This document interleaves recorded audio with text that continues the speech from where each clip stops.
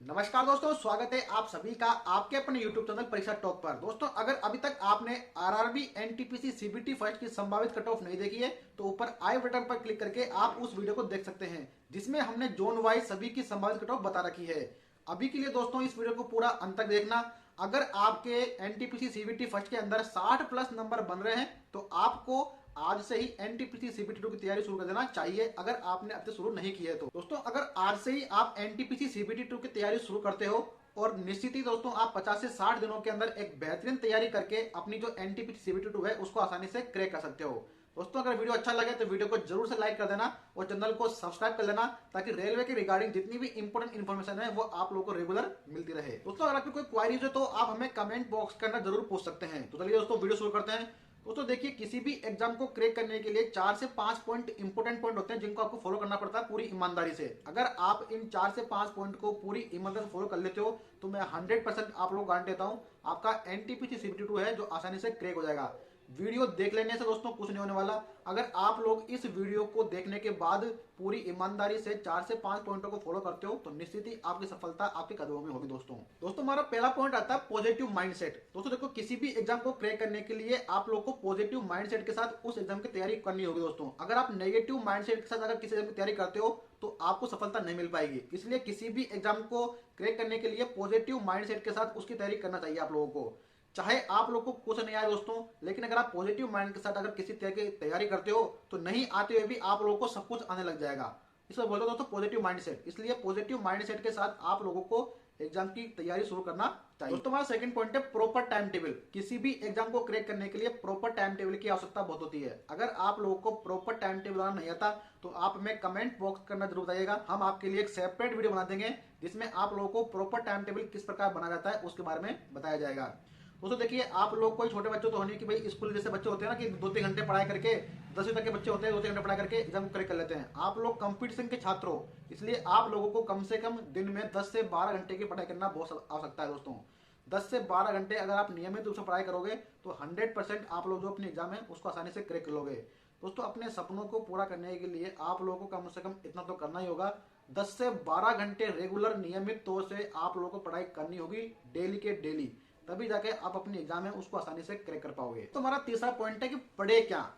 यानी कि दोस्तों अगर आप अपना प्रॉपर टाइम टेबल बना दिया, माइंड सेट भी आपने पॉजिटिव रख लिया, लेकिन आप पढ़े क्या एनटीपीसी सीबीटी को क्रैक करने के लिए। तो दोस्तों काफी स्टूडेंट की बहुत ज्यादा समस्या होती है कि अब आपको एग्जाम को क्रैक करने के लिए क्या क्या पढ़ना चाहिए। तो दोस्तों आप लोग भी जानते हो कि एनटीपीसी सीबीटी का सिलेबस काफी ज्यादा ब्रॉड है। 50 से 60 दिनों में उस पूरे सिलेबस को कवर करना काफी ज्यादा नामुमकिन है दोस्तों। इसलिए आपको स्मार्ट स्टडीज करनी होगी। आपको उन टॉपिकों पर सबसे ज्यादा फोकस करना होगा जो कि जनरली एग्जाम के अंदर पूछे जाते हैं दोस्तों। इसलिए इस वीडियो के अंदर हम आप लोगों को ऐसे टॉपिक बताएंगे, ऐसी चीजें बताएंगे जिससे आप लोग अगर उसको पढ़ोगे ना तो आराम से आपका एनटीपीसी सीबीटी में अच्छा स्कोर आप कर पाओगे। तो दोस्तों आपको बता दें कि एनटीपीसी सीबीटी में आप लोगों से जीके जीएस में 50 सवाल पूछे जाएंगे। रीजनिंग और मैथ में मिलाकर 35-35 सवाल आप लोगों से पूछे जाएंगे। यानी कि दोस्तों रीजनिंग और मैथ के हो जाएंगे आपके 70 सवाल और अकेले जीके जीएस सेक्शन से 50 सवाल आप लोगों से पूछे जाएंगे। तो जीके जीएस आप लोगों के लिए सबसे मेजर और सबसे इंपॉर्टेंट सेक्शन रहने वाला है जो कि आप लोगों की मेरिट को डिसाइड करेगा। तो जीके जीएस रीजनिंग और मैथ में आप लोगों को किस प्रकार पढ़ाई करनी है, कौन कौन से टॉपिक पर आपको फोकस करना है, तो उसके बारे में अब जानते हैं। दोस्तों अब बात करते हैं जीके जीएस। जीके जीएस में आप लोगों को क्या क्या पढ़ना है। जीके जीएस में दोस्तों आप लोगों से करंट अफेयर पूछी जाती है, हिस्ट्री पूछी जाती है, ज्योग्राफी पूछी जाती है, स्टैटिक जीके पूछी जाती है और जनरल साइंस पूछी जाती है। तब इन 5 टॉपिकों के अंदर आप लोगों को क्या क्या पढ़ना है। सबसे पहले बात करते हैं करंट अफेयर। करंट अफेयर में आप लोगों को क्या क्या पढ़ के जाना दोस्तों। करंट अफेयर में हमारा पहला पॉइंट आता है अवार्ड। जितने भी पिछले एक साल के अंदर इंपोर्टेंट अवार्ड दिए गए हैं, चाहे वो फिल्म से दिए गए हों या फिर वो स्पोर्ट्स के हों या फिर किसी भी व्यक्ति को कोई अवार्ड दिया हुआ होता है, तो अवार्ड से संबंधित जितने भी सवाल हैं आप लोगों को वो सारे पढ़ के जाने हैं। तो हमारा सेकंड पॉइंट आता है स्पोर्ट्स।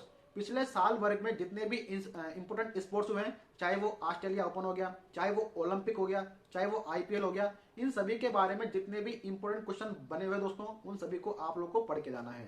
दोस्तों हमारा थर्ड पॉइंट है करंट अफेयर के अंदर जो कि है दोस्तों हमारा डिफेंस।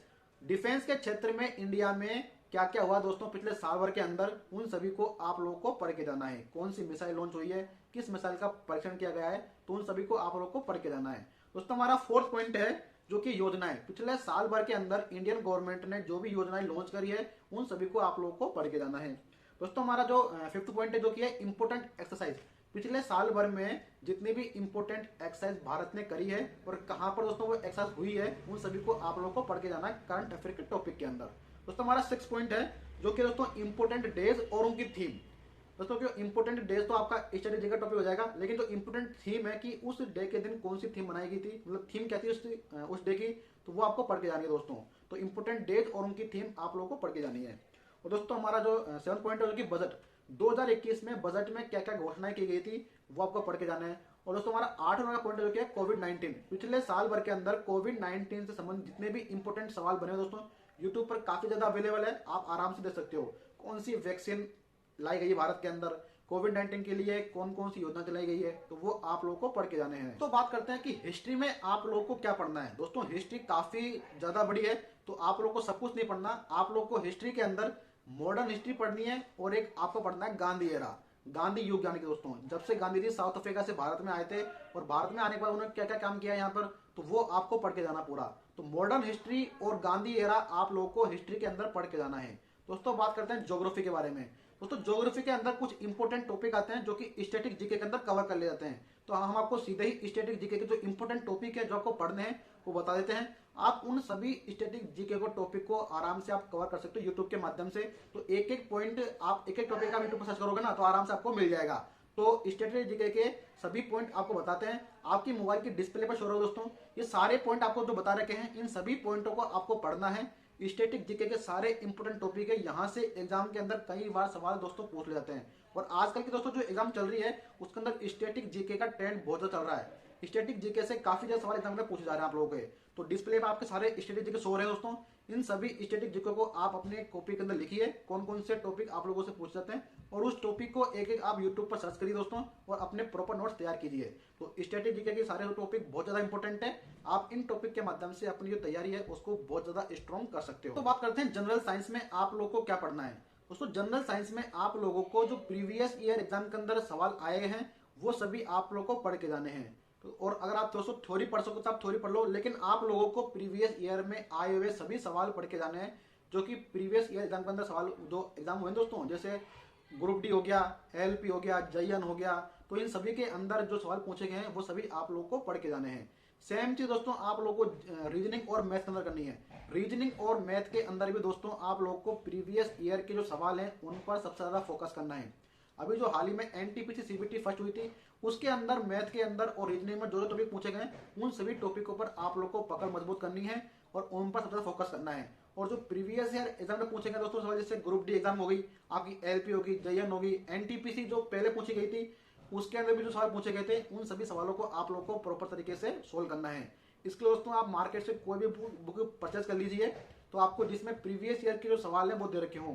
तो आपको सबसे ज्यादा फोकस करना है जीके, जीएस, रीजनिंग और मैथ के अंदर प्रीवियस ईयर के सवालों को, क्योंकि दोस्तों उन्हीं के पैटर्न पर आप लोगों से एनटीपीसी सीबीटी के सवाल पूछे जाएंगे। दोस्तों सबसे मेन इंपोर्टेंट बात आती है दोस्तों मॉक टेस्ट। आप लोगों को डेली एक मॉक टेस्ट लगाना जो है कि ऑनलाइन होगा दोस्तों, इसलिए आप लोगों को ऑनलाइन एक मॉक टेस्ट लगाना है। मॉक टेस्ट लगाने से एक तो आपकी जो एक्यूरेसी है वो आएगी दोस्तों, आप नेगेटिव मार्किंग होती है उसको कम करना सीखोगे और अपनी स्पीड को इंक्रीज कर पाओगे।